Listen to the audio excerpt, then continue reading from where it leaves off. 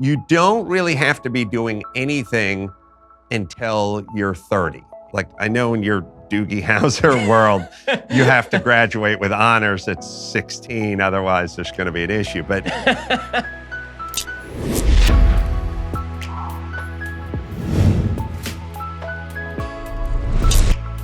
well, hey, and welcome. It is today's Sunday special with Adam Carolla. We're going to jump in just a second. First, I want to say thanks to our sponsors over at Expressvpn. So, with all the recent news about data hacks and breaches, it is very hard for me not to worry about my digital privacy, because no matter what you do online, your mobile carrier, your internet service provider, they track it all, every website you visit, every email you send. So that's why I decided to take back my privacy by using Expressvpn. These days, I don't use the internet without it. Expressvpn is the world's leading VPN provider. It lets you securely use the internet without being tracked by anyone, which is pretty great, especially if you're a prominent personage like myself, and you're afraid that people are going to be grabbing your info. ExpressVPN keeps my online activity private and anonymous while I browse, email, download, or stream. ExpressVPN is great for streaming content. You can even use it to watch the World Cup without a cable subscription, which is pretty awesome if that's the sort of thing that you are into and you like that sort of sport. Their easy-to-use app encrypts all my internet data, hides my IP address, protecting my entire connection, and ExpressVPN costs less than $7 a month. It runs seamlessly in the background of the computer, the phone, the tablet.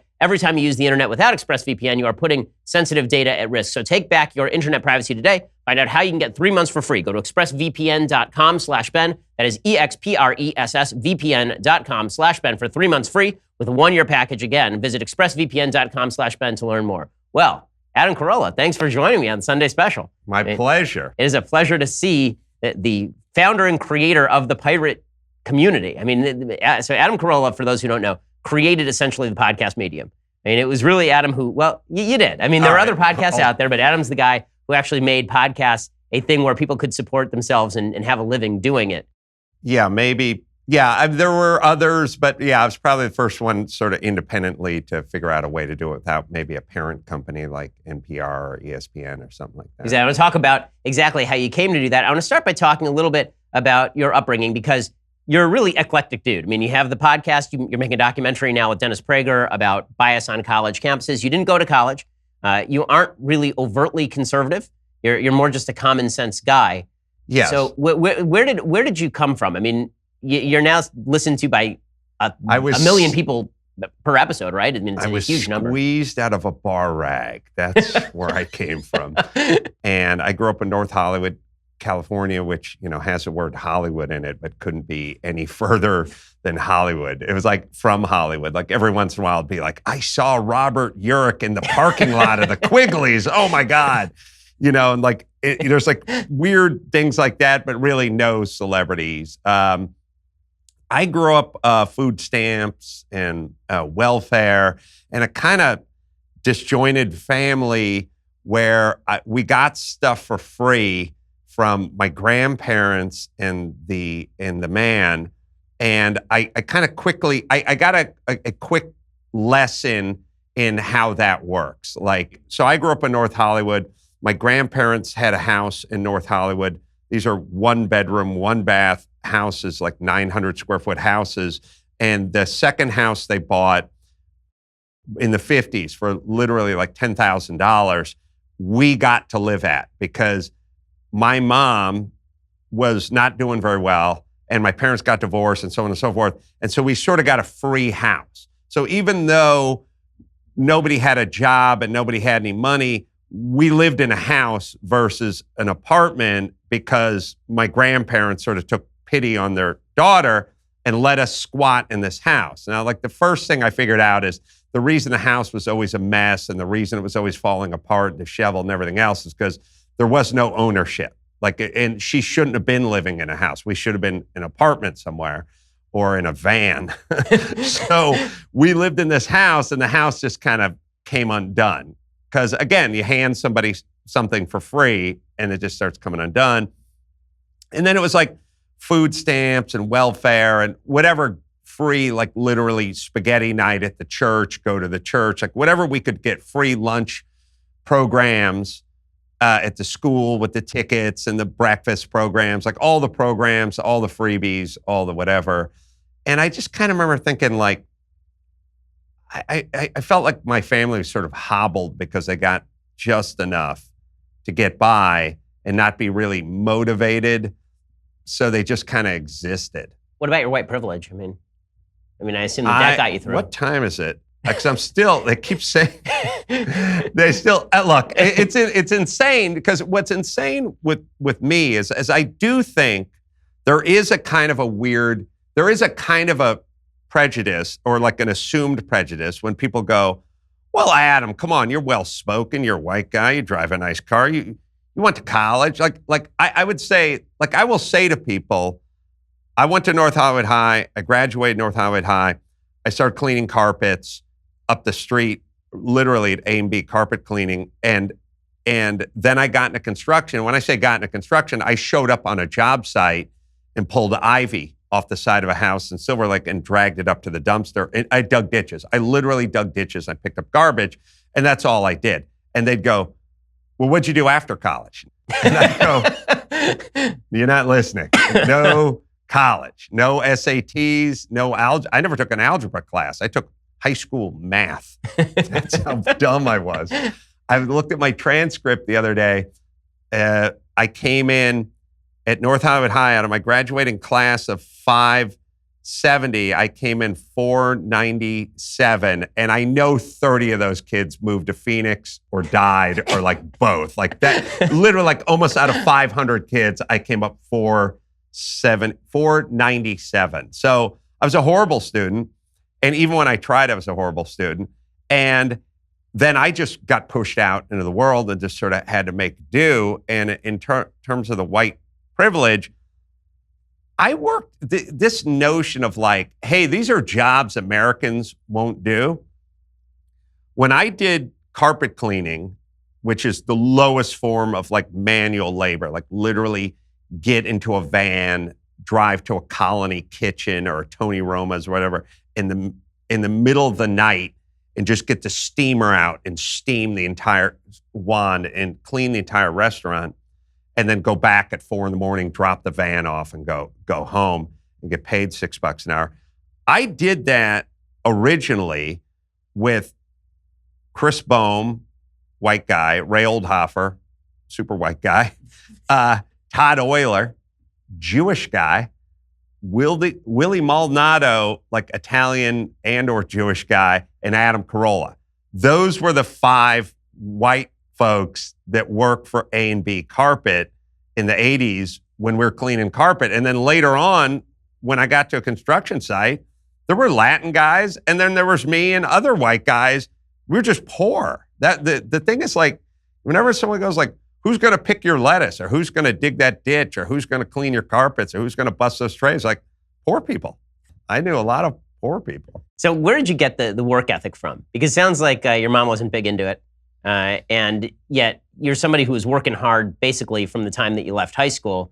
And I know you were into football when you were in high school as well. Yeah, I learned my work ethic from sports, probably football, which was a really hard, taxing, sort of hot. Like I learned football will teach you discomfort and how to kind of tolerate discomfort, because when you're in the San Fernando Valley and you're doing 2-a-days in early September and it's brutal outside and they think water's bad for you, like just rinse, you don't literally like spit it out, you'll cramp up, like I'm depleted, please. And you're just running wind sprints in like full gear. It's crazy. It's like the military. So I probably learned that. Later on, I just learned that I had to use my back to make money. So I didn't have there was no path intellectually to get paid. So if I was going to get paid, it was going to be because there was a stack of drywall over there and you needed that stack of drywall moved over there. And that's how I got paid. And literally digging ditches and just demoing out stucco and hauling garbage, like that's all I did. I had jobs where like, I just get dropped off at the Pier 1 Imports now on Wilshire in Santa Monica. We built it 1 million years ago. And there's just a huge pile of dirt, like size of like 2 minivans. And they gave me a shovel and a wheelbarrow. And they're like, the dumpster's over there. And they're like, however long it takes you to get that into that, then you can leave. And I was just alone, just like all day, just scoop, one load at a time, like counting my steps and trying not to go insane. But anyway. As someone who once picked up an object, this sounds terrible to me. Yes. This would not be in the Shapiro wheelhouse. In 1996, Ben Shapiro picked up a feather duster and handed it to one of his squires. But that still counted they have some manual labor in the Jewish community there. Oh, yeah. Yeah, it was funny because there are no Jews on the construction site ever, which always is something that is funny because when I did construction all throughout the San Fernando Valley, like I'd be in Chatsworth, Canoga Park, Simi Valley, blah, blah, blah. No one ever said to me, "You're Jewish, right?" Because I could go either way. I got Adam. Right. I got the Jew fro. I would complain a lot. They're like, "What? That guy?" But no one, I was definitely Italian or just a non-Jew. When I got out of construction and got into writing comedy, it's like, "Well, you're Jewish, right?" And I'm like, "No, I'm not Jewish." And they're like, I was never mistaken for a Jew on a construction site, and I was never mistaken for a goyim in a writer's room, which just goes to show you. Like you tell people, hey, don't stereotype. Well, they're just playing the odds. 0 Jews on a construction site, 0, goyim with this hair in a writer's room. It's like they're trying to save time. I learned how to work hard, like working construction. And it was like, but I also learned like, I don't want to get paid by the hour because I remember having these like fantasies where I was like going, well, you're getting $8 an hour now, and your job, your plan is to see if you can work 50, maybe 60 hours a week and like pay your bills with your roommates and your apartments and stuff like that. But I was like, even if you got paid, and I'd probably think of some princely sum like $18 an hour or $22 an hour. Like even if you got paid, let's just say $25 an hour, it still would be by the hour. Like you would still have to be here on this job site that you don't want to be on. So I started thinking early, maybe the by the hour way isn't the way to go. And so how did you get from doing that to comedy? I mean, that's a pretty radical shift from, as you say, being the person who is schlepping wheelbarrows full of dirt places to being in writers' rooms on comedy. How did you actually do that? I like sat down in my apartment when I was like 22, and I'd been doing labor for, like labor and carpentry for maybe 3 years. And I was driving like a beat up old mini pickup truck with like no headrests and stuff. And like, I didn't have insurance and I wasn't, construction is very like day labor kind of stuff. Like, it's like, you don't get paid on Christmas. If it rains, you don't go to work. You don't get paid that day. Like literally, if you rolled your ankle playing basketball on a Sunday and you couldn't go in, they wouldn't care, but you don't get paid. Like that, you wouldn't have to call anyone and go like, "I'm not going to be here." They just be like, "Don't be here. Just don't get paid. We won't pay you." Like if you left at lunch time and did half a day, you just have 34 hours on your time card. Like, and I was like, that sucks. Like, how are you going to own a house? How are you going to pay mortgage? How are you even going to get credit? I didn't have credit or anything. Like everything was kind of under the table or whatever it was like catch as catch can. And I was just like, it's going to be a long, uncomfortable life.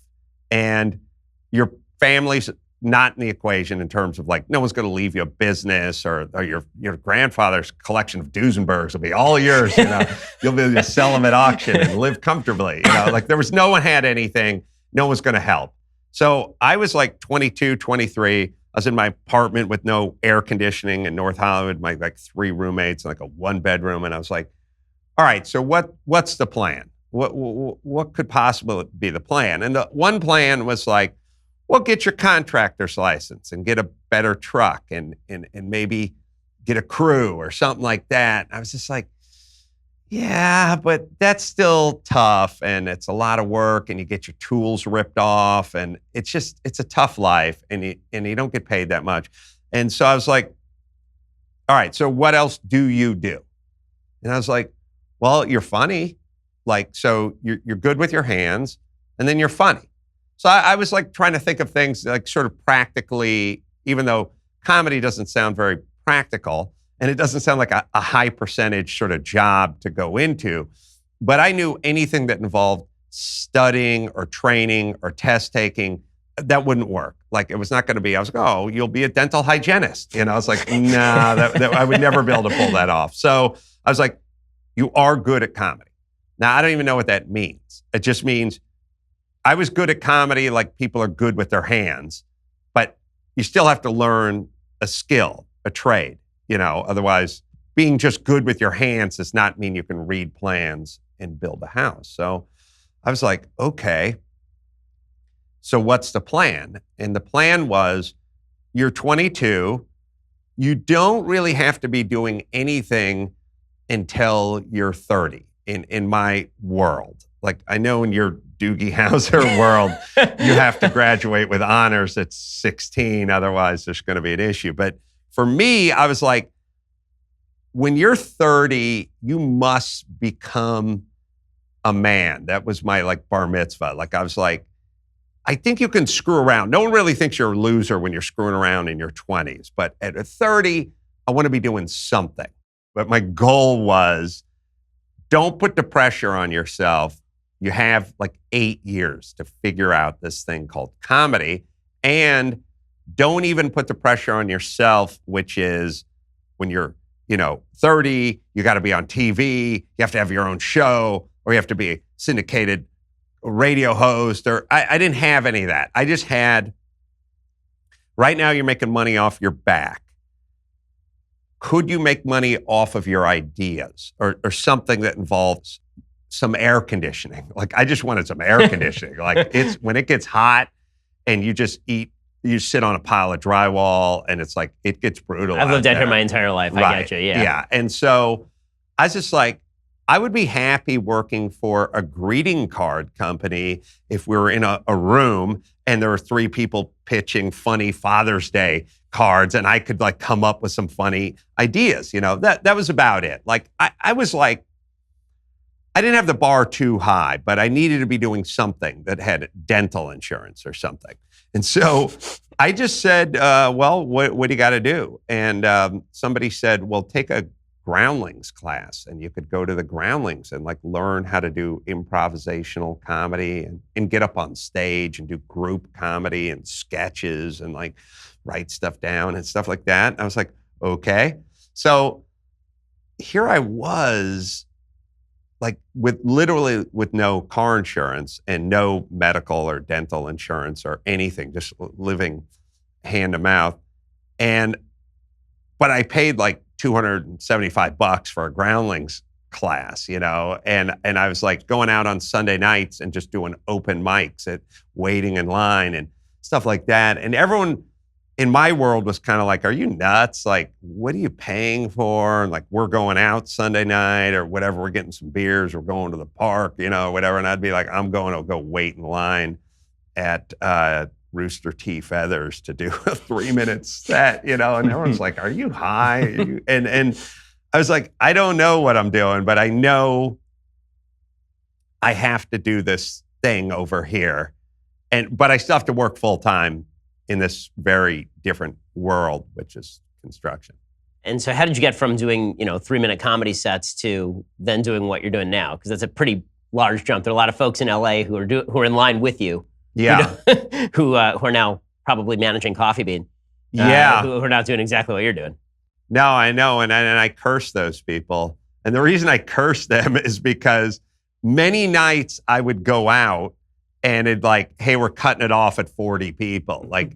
Or 40 or 50 people would show up and they'd go, only 18 are getting up on stage. So put your name in a hat. And the guy would pull the name out and I wouldn't make it. And I realized, if you are doing something and you shouldn't be doing it, you're possibly preventing other people who should be doing it from doing it. So it's I didn't get up on stage that night because the guy who's managing the Coffee Bean did get up on stage.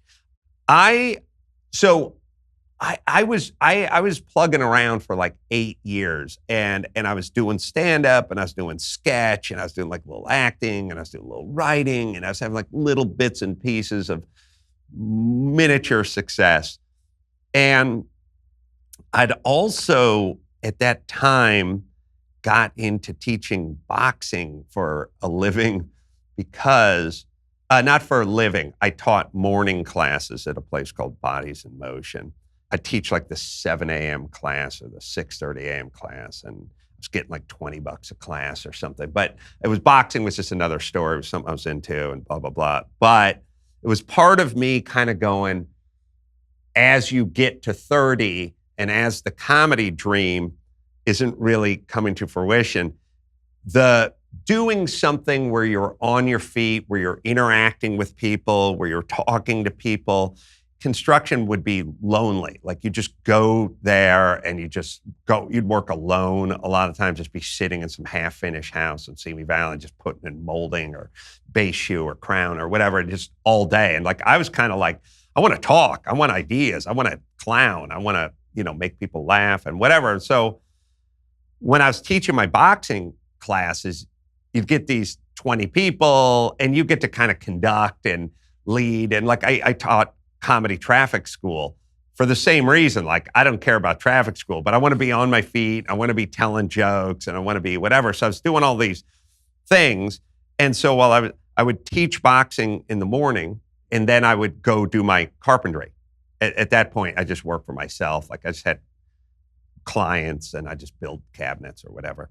I was kind of getting by. And I was driving my truck over the hill with somebody's entertainment unit in the back, and it was kind of a haunting thing, and I'll tell you why. Because just to come full circle here, so I'm driving over the hill, and I'm going to a woman named Marjorie Grossman's house, probably Jewish, and she is writing for Seinfeld. She has a job writing for Seinfeld, and she heard about me, and she just bought her first house on the West Side. And putting in, I'm going to build her an entertainment unit, blah, blah, blah. And so I literally called from her house as I'm driving over the hill. I'm listening to K-Rock radio. I'm listening to Kevin and Bean. I'm listening to Jimmy the Sports Guy, who's now Jimmy Kimmel, back then like third banana on the morning show, getting into an argument with Michael the Maintenance Man. And next thing you know, we're going to have a boxing match between Michael the Maintenance Man and Jimmy the Sports Guy. I didn't know either one of them, obviously. I'm like a person just listening to the radio, And I get to Marjorie Grossman's house, and I'm like, could I use your phone? And I'm calling K-Rock going, hey, I'm a boxing trainer, because they put it out. They're like, we need trainers. We need a venue. We need equipment. And I'm like, I could train. Now, it's so funny because everyone assumes I wanted to train Jimmy. But I didn't, because Jimmy had just got to the radio station. He was there like for 3 or 4 weeks. Michael, the Maintenance Man, had been there for a number of years and was kind of a fixture. Also, Michael was black, and I was just playing the odds like we did on the construction site in the writer's room. I was just going to say, give me the brother. I bet he's got a little more ability in that ring. And so I didn't want to train. I'll take either one of them, but it wasn't like I was just calling from Marjorie's house, going, oh yeah, I'll hold, and like leaving a message. Hey, this is Frank Murphy, producer of the morning show. This never called back, like 100 messages. And I remember also I was talking to Marjorie, and she's like, yeah, I write for Seinfeld. I was like, oh, how does it work? He's like, well, we get into a big room, and we order some Chinese food. I'm like, who pays for the Chinese food? It's like, I don't know, but you don't have to pay for it. Like, no, like someone else pays for the Chinese food? Yeah, or we could get Italian. But every day? Like, yeah. I'm like, because on the construction site, it was always like, oh, who owes the lunch truck money? Like, oh. So, and it's like, yeah, we just start spitballing ideas, and then we have a big dry erase board. I'm like, oh. And you're getting like thousands of dollars a week for eating Chinese food and spitballing ideas. And I was like, oh, and I remember thinking like, you got it made. You got it made. Oh. So I was building her thing, and I kept calling K-Rock and they kept not answering. And then like the next day, I would hear them again on the radio, like, hey, we're looking for trainers. And they'd interview like a trainer on the phone, like, hey, we got a trainer on the phone. And I'd be like, no, it's me. I'll be the trainer. And at some point I realized I need to show up at K-Rock because I didn't have a cell phone. You know, I had to go use Marjorie Grossman's phone. And no one was, and I had to go to the building. I found out where the building was in Burbank, and I showed up before my class at like 6 a.m. And I got into the lobby, but the building was closed. Like I couldn't go up the elevator to K-Rock or whatever.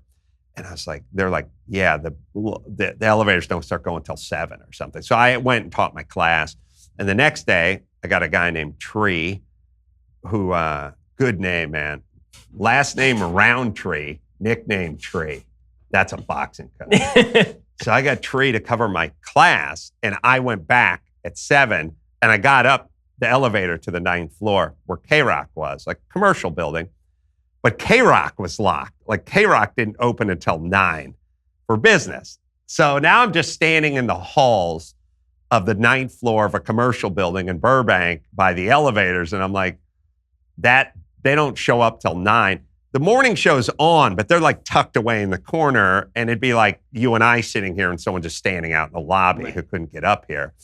So I just stood there. Like I was just like, where should I go? What should I do? And I stood there, and some guy came up the elevator, and he clearly like had like a hand truck or something. He had business, like he was dropping off some stuff, and he was walking around this back hall to like go in what is now, I know, is the back door of K-Rock with the keypad or whatever. And I was like following him, like, are you going into K-Rock? And he's like, yeah, you know, I'm filling the vending machine or something. And I was like, could you tell him there's a boxing coach waiting by the elevators? And I'll just wait by the elevators. Just go tell anyone in there there's a boxing coach.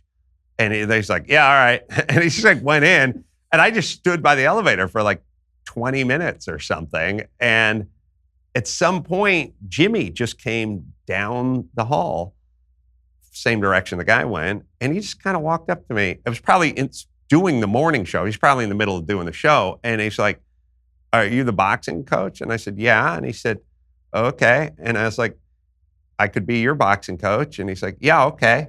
I was like, okay. And he's like, when do you want to start? And he's like, I don't know, today, later today, after I'm done. And I'm like, yeah, let's start. Like, how about noon at Bodies in Motion in Pasadena? I'm like, okay, I'll meet you at the parking lot, you know? And I just stood there in like the parking structure, and he pulled up in a beat up RX-7. Like it was really beat on. And I was like, my Isuzu Trooper's nicer than this guy's RX-7. Like I remember like thinking, wonder if I want in on this. But I was like, I got 3 weeks to train this guy. And all I want to do is pick his brain about how he got into radio and how he got into comedy. Now, he's not high up the food chain at K-Rock. Right. So he's kind of does some writing, does some producing, does some editing, and does his sports bit, but he's not Kevin or Bean or Frank Murphy, the producer.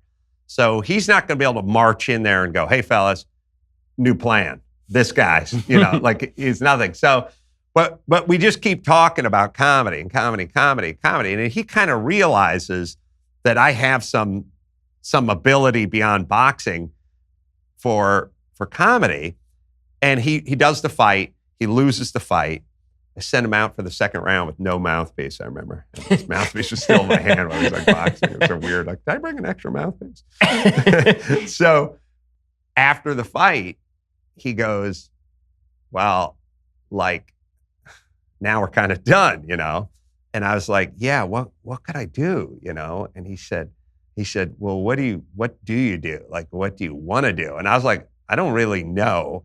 And I said, well, what I do is I hang out, I crack wise, fast on my feet, and I just kind of roll with it. And he said, yeah, Kevin and Bean, that's their job. They don't need you doing that. So I was like, well, what could I do? And he said, come up with a character, and you could call in like Monday morning, and it's probably never going to work, and they'll never want to hear it again, but that's the only shot you got? And I was like, I don't really do characters. And he's like, well, come up with it. Tough, yeah. Come up with something. Well, we'll get to that in 1 second. First, I want to say thanks to our sponsors over at Policy Genius. So 71% of people say they need life insurance. The truth is 100% of people need life insurance because you're going to die. But only 59% of people have coverage. That means at least 12% of people are procrastinating, and a lot more people need it but don't know they need it. And sure, procrastinating is normally a bad thing, but if you avoid getting life insurance and then you die, then it really is a bad thing. So this is why you should head over to my friends over at Policy Genius. While you were putting off getting life insurance, Policy Genius was making it easy. Policy Genius is the easy way to compare life insurance online. You can compare quotes in just 5 minutes, and when it's that easy, putting it off becomes a lot harder. You can compare quotes while you're sitting on the couch watching TV or while you're listening to this podcast, and you just try it. Policy Genius has helped over 4 million people shop for insurance. They've placed over $20 billion in coverage, and they don't just make life insurance easy, they also do disability insurance and renter's insurance, health insurance. If you care about it, they can cover it. So if you need life insurance, but you've been putting it off because it's too confusing or you don't have time, check out Policy Genius. You have no more excuses. It's the easy way to compare top insurers and find the best value for you. Again, no sales pressure, zero hassle. And again, it's free, policygenius.com. When it's this easy to compare life insurance, there's no reason to put it off. Go check it out, policygenius.com. I've checked it out at the office. It's great, policygenius.com. Okay, so what character did you end up coming up with for K-Rock? I remember I had the weekend and I was like, the gay movie reviewer, and I was like, I don't know. Like, I don't think I could do that. Like, I never did characters. So I was like, wait a minute. I started thinking, like, I always had this thought of sort of go for what you know. Like, what do you know? And I was like, well, I know carpentry really well.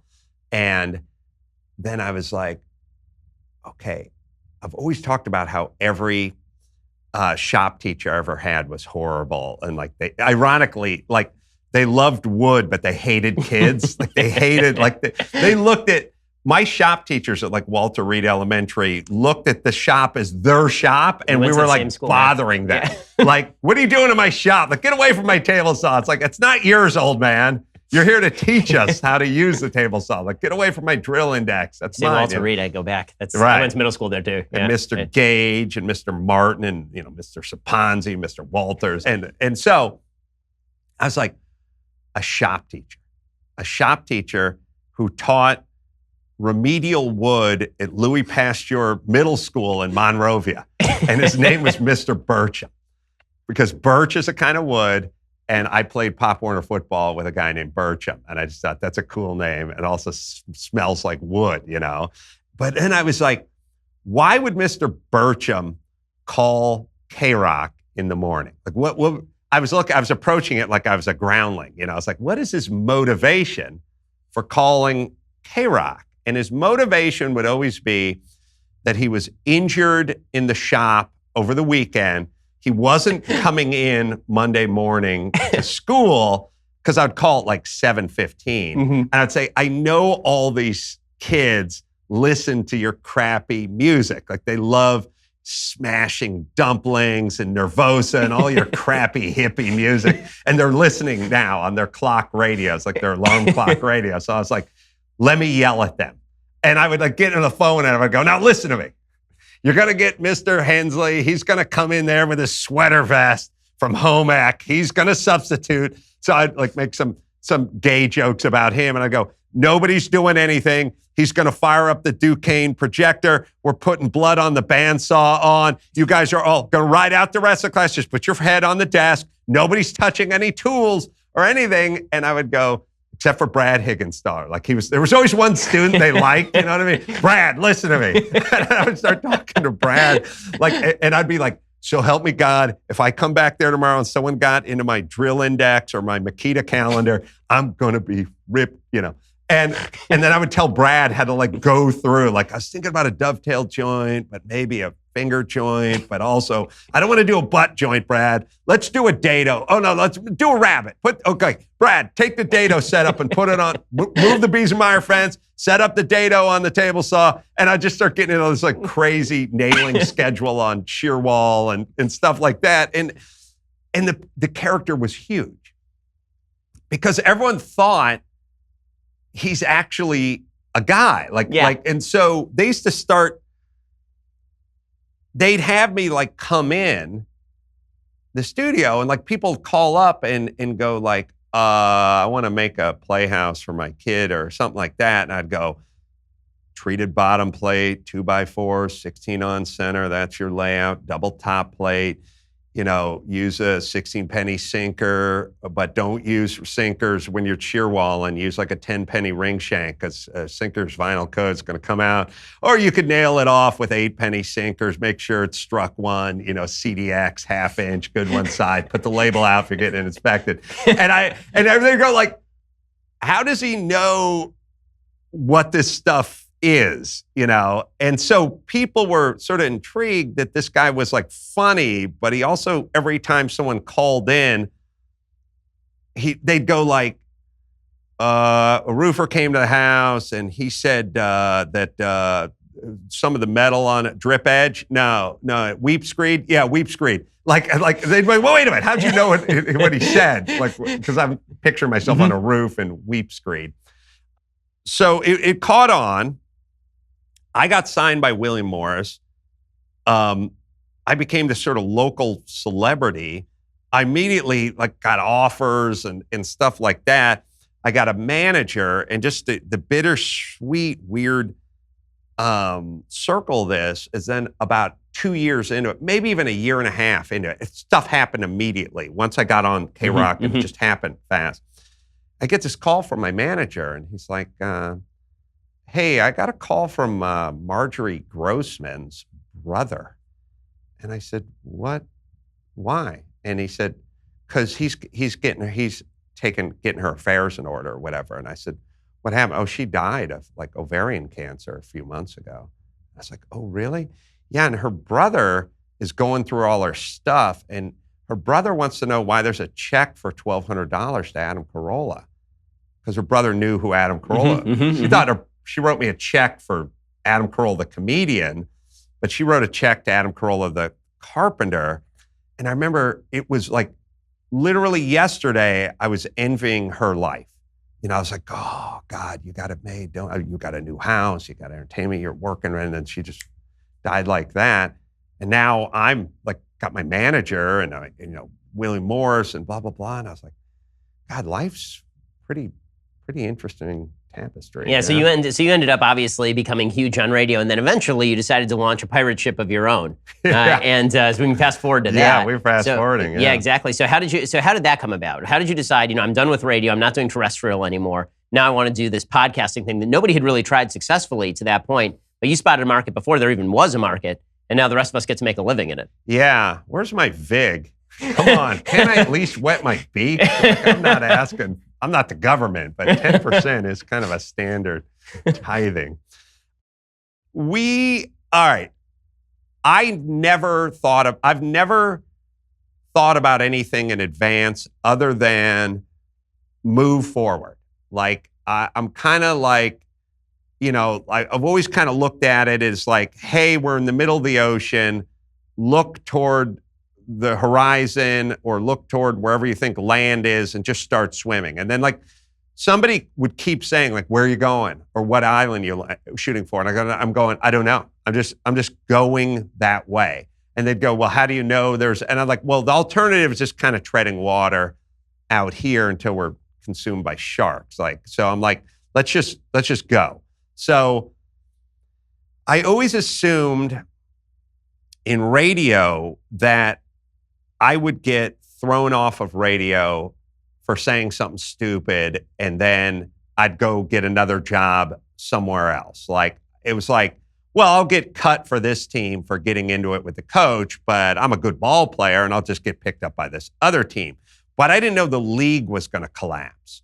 And what happened in 08, 09 with my radio is sort of the league collapse. There was no more guys getting paid a lot of bucks to give their opinions on the FM side. So the FM side just completely went to music and playlists and no DJs. And somebody figured out why are we paying these guys hundreds of thousands or millions of dollars to do this when we just do a program? So there was no more work.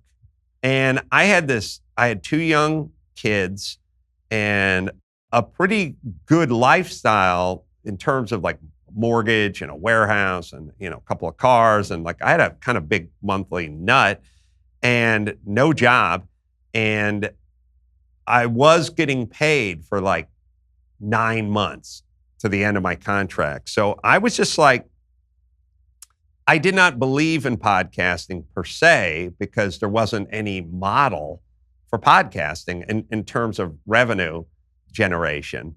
So my thing was like, look, after all the work that I did, which would literally be like, go to that apartment, get on the roof, and scrape the tar paper off it, I was like, that's work. Talking is something you do with a friend at lunch that is one of the most enjoyable endeavors. Like, what's better than you having lunch with a guy you just love to talk to? You know, like you and I, we love Dennis Prager. Mm-hmm. Going out to dinner with Dennis Prager, that's 2 hours of talk, but you'd pay for that. So I was like, I never want to look at talking as a job. So, and I also have built this audience over the years, and I don't want to have my tether come unmoored and like float out somewhere and then come back and see if I can get them gathered up and into the tent again. So I was just like, well, I knew we had many millions of minutes of streaming every month, but the radio station and their sort of infinite wisdom was like, they'd come in and they'd go, you guys are number 5 in Los Angeles. You got to get into the top 3. Oh, and you had 19 million minutes of streaming last month. And I go, well, that's good for something, right? And they'd go, no, it's not. And then they'd leave. But I kept going, literally like 19 million minutes of streaming in a month. I'd go, that's got to be something, right? So that thought, as well as getting paid for 10 months to stay home, essentially, I was like, well, let's start podcasting. And it really has changed everything. I mean, I had Joe Rogan in here a few weeks ago, and we were talking about you, and he was crediting you as the guy who kind of realized that there was another continent out there that nobody else knew was out there. And obviously that's happened for a huge number of us. It's also created an enormous amount of liberty in the space, because being on radio, you did radio a lot longer than I did, but I did radio too. There's always this fear that you're going to say the one thing, and then the one thing will get you fired, and it will finish your career.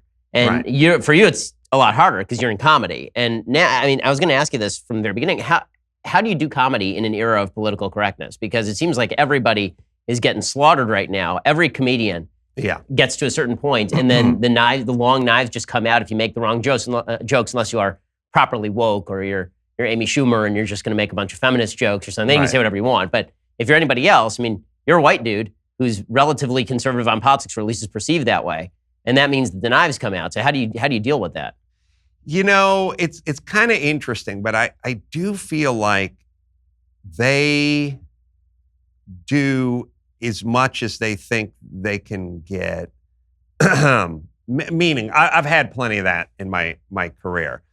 I think if the attitude is, I don't apologize, I don't care, attacking me is not going to be satisfying for you. There needs to be I was just talking about this on my podcast, which is, I used to fight in the street a fair bit, not a lot, but like I definitely had some street fights, and I knew how to fight.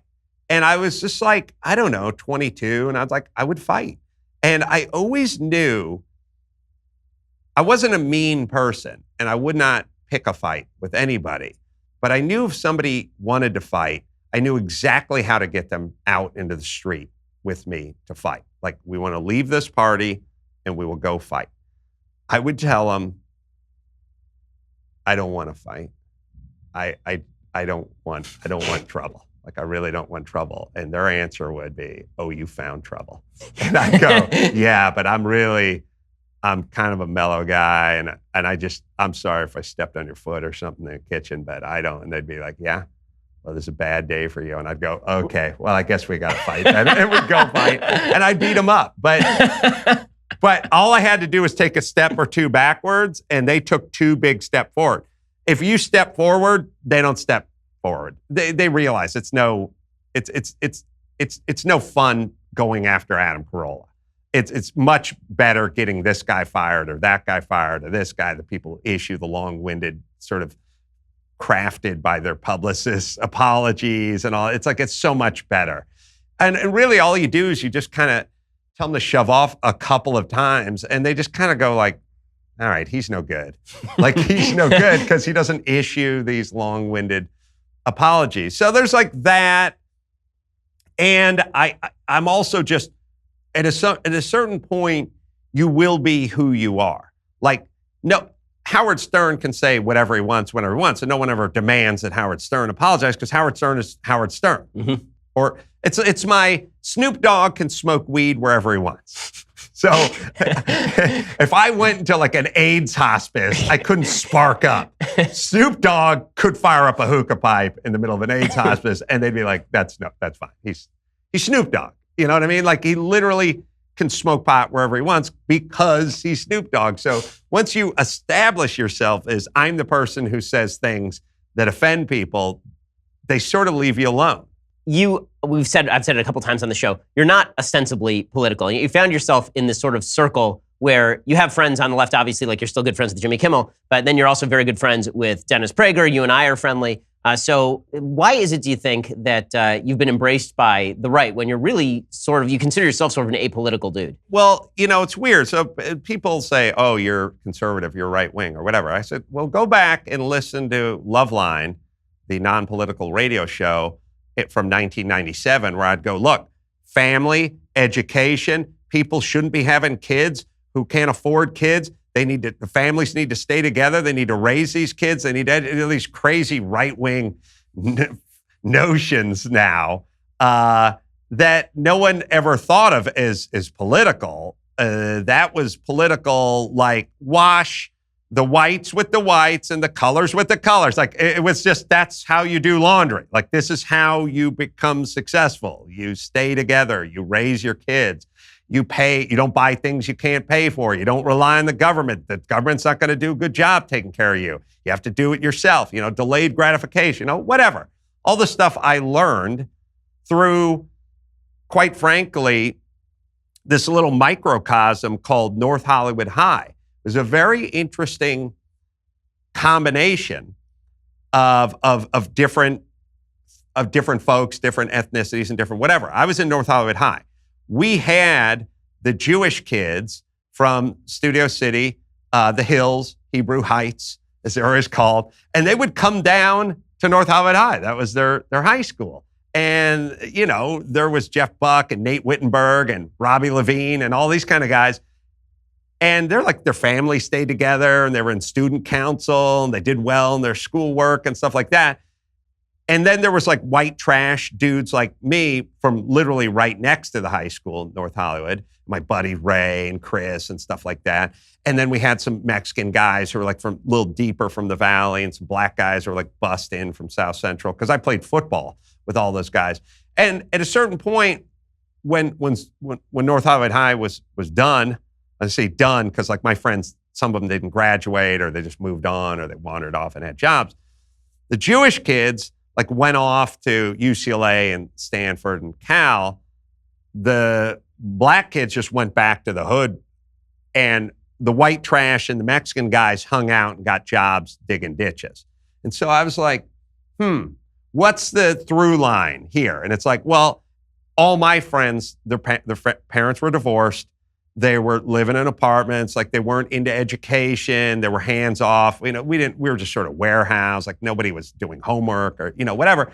So I put together this composite, like very quickly of like what works and what doesn't work, just based on this petri dish called North Hollywood High and how these folks went off to be successful and we went off to toil in the sun. So I understood that and I always preached it. And no one ever accused me of being political for many of the notions I had about just sort of self-reliance. My mom got welfare and food stamps, and she was a mess, and the house was a mess, and we barely got by, and it was a bad life, and she was like hobbled by it, and she doesn't know, she's not, she doesn't have spina bifida, and she's not a moron. She just never knew what she could do. Just like I never knew what I could do until the radio station fired me. Like I needed to be pushed out.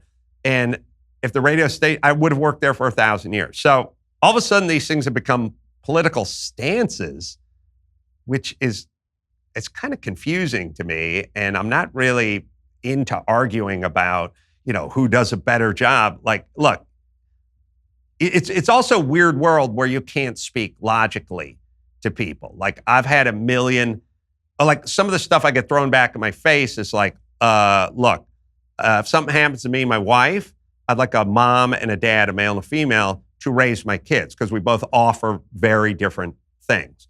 But that being said, I will take the lesbian couple or the gay couple who's doing a little better, who has a better minivan that's a little newer and a little safer, who lives in a better part of town with a better school system. I will take them over the heterosexual couple if they're marginally better. If everything is exactly the same, this is weird world we live in. It's like everything's the same. I'll give them the male and the female because traditionally I figured out through nature that works a little better. And everyone's like, oh, so you don't think a gay couple should be able to raise? Like, no, that's not what I said. And then they do this one, which is always insane. And I wonder this out loud all the time. And I'm going to pose this question to you because I believe I have to be intellectually honest. One of the biggest problems I got into is when somebody said to me, who's funnier, men or women? I didn't think I was allowed to say they're both exactly the same. I had to answer the question. I said men are funnier because they're trying to get laid, but so they've evolved that way. Think about all that and all we put into getting laid. But also, I said that being said, I know plenty of women that are funnier than every guy I went to high school with. But if you're just going to ask me, I'll go with men. And I got a ton of crap for that. But here's what I don't get. Every time I say to somebody, look, all things being equal, I'll take the heterosexual couple. Now, if the gay couple's doing a little better in their tax returns and lives in a safe neighborhood, I'll take the gay couple. And then they go, all right, so you're saying the heterosexual couple could be strung out on meth and they could, the woman she's a full-time prostitute. He's pimping her out. They're cooking up. They're making meth in their bathtub of their apartment, which, by the way, is in a very dangerous part of town. And the gay couple, that's David Geffen, and he's out on a yacht in San Tropez. You would take, and I said, no. I think I was insanely clear. I said all things are the same. All things are the same. I would take this. But if the other couple, and then they go, well, that's a flawed premise because you can't make everything the same. And I'm like, just make them have the same job, live in the same neighborhood. I don't know, some may think one guy likes Jeopardy, the other likes Desperate Housewives or something, but just make everything the same, would you? And like, no. Like, are these people stupid? Like what, when they say to me, so you would take this couple that raises rabies-infested raccoons in their camper, in their double wide, over David Geffen. I'm like, no. But why did you say that? Why would you say, like, are they insane? Are they intellectually dishonest? Are they lying? Like, I can't. And what do they expect me to go? Right. Well, oh, you caught me. Like, I said the same. Everything's got to be the same. I do think that they're looking for a world in which they need an answer. And the answer is always going to be that it's their political viewpoint or you have a character flaw. And so if you do not repeat their political viewpoint, then it must be that you have a character flaw. And that character flaw means that secretly, even though you've already said this stuff, secretly you do believe that the rabies-infested double wide with the heterosexual couple is better than David Geffen because your secret motivation is that you like gay people worse than you like straight people. You like straight people more than you like gay people. Right. And so even if you say all things being equal, deep down in your heart, you know secretly that what this is really coming from is animus for gay people. Right. I think that's really what it is. I think because having spoken with more people on the left than anybody that I know in my lifetime, it seems to me that when people are being intellectually dishonest that way, and you see it with Kathy Newman and Jordan Peterson, for example, or Jordan Peterson is talking about earnings and Kathy Newman is suddenly just recasting everything that he's saying. Right. She knows what he's saying. It's just that she doesn't believe that that's really his motivation in saying it. It's them attempting to read your heart, I think. Right. And so if you're comfortable, it goes back to what you were saying earlier. If you're comfortable in who you are, it's hard for them to come back at you because they want to say that you're homophobic or you're racist or something. You say, well, I'm not that. And they don't have any place to go from there. For them, that's the only place that they can go. Because if they acknowledge that you have I'm sure Jimmy doesn't say that to you. Right? Like you said the same thing because Jimmy knows you're a good guy. Sure. Right? It's people who don't know you're a good guy and who think you're a bad guy who are going to attribute that motivation to you. And Jimmy's as left as it comes, right? I mean. Yeah. I mean, he has like old-fashioned values as well, which don't necessarily come out on stage. He definitely is a family man. He's super loyal. Like he has basic, like old school, traditional. I don't know. Yeah, I don't know what's political, what's not political anymore. But he's very family oriented. He's more religious than I am, and I got everyone beat because I'm like at a 0. I don't know if I got a beat the wrong direction, but anyway. We'll find out later. He's very loyal and he's very honest. Like has all the qualities that you would want, that the grandparents would want their kids to date. No, the only point that I'm making is that he's politically different than you are, but he's not attributing these bad motivations to you. So I would say that typically, and the same thing is true, for people who I deal with. I have friends who are on the political left, and if they don't spend their days misaligning, misattributing character to me, then I know that they're a decent person. Like it seems to me that it's always been about decency. Well, it's also I think part of the problem. I've always had this sort of theory, which is like all roads lead to narcissism, and if you can hop on the line on Twitter and say what happened to Cecil the Lion is a tragedy and it should never happen again, and it's not going to happen on my watch or something, then you get to just send out to the heavens that you're a virtuous person. And the way to, so there's two ways, if I make 50 grand a year, there's 2 ways I can get a raise. One way is work harder and make 75 grand next year. The next way is push you down from 50 to 25, and thus I just got a raise in my mind. And now it's a horrible math, and it's not a way to get yourself any further down the road. But if my personality, if my virtue is a 7 and yours is a 7, if I can knock you down to a 3 or -2, then guess who gets to be at the top of Virtue Mountain? And that'll be me. So I think a lot of it is narcissism that's being disguised as some sort of, caring out loud, like caring from the mountaintops. Like I was talking to my wife the other day because she's like, what's with everybody and their stupid tweets about, I weep for the kids on the border and stuff like that. And it's like, it's fine to be upset about kids on the border, but then go down to the border or write a check to one of the many charitable institutions that are helping those kids on the border. But you don't need to send it. I don't need to know how you feel about what's going on the border or Cecil Line or anything else. And I was like, my last tweet, I think my wife got mad about this, but my last tweet was, I told everyone, don't do it in your kid's sink, but you can whiz in your sink if you're tall enough. Sorry, Ben. One of the great time savers of life is like brushing your teeth and whizzing in your sink. And somebody tweeted me, it turns out you can save millions of gallons of water. And they're showing this thing where it's like, there's a sink where it's like you pee into it and you wash your hands and it washes the whatever. And I tweeted back, yes, I'm a hero. And then somebody tweeted back, yeah, but you don't wash your hands, so it wouldn't work. And I was like, true. Like, so my tweet, now I'm coming across like a hero on Ben Shapiro show, but I mean, my tweet was a self-deprecating, not here's what we should do at the border and things need to change. Like, I think a lot of it, I think almost all roads lead to narcissism in almost every department. And this is why we're hearing so much of this. And then also, it was considered sort of gauche to put your opinions out all the time for everyone to read. You're virtuous. I mean, again, if you're making fun of yourself for whizzing in the sink, fine, 0. Well, it's always a pleasure to have Adam Carolla here again, the godfather of podcasting, and also a man with a great many tips about where you should whiz. So you get the information and the comedy from Adam Carolla. We'll get you an Apple box and you can join the Perfect. club. Thank you so much. It's always what I've been looking for. I'll see you here next time. Adam, thanks so much for stopping by. Thanks, I appreciate man. it. Appreciate it.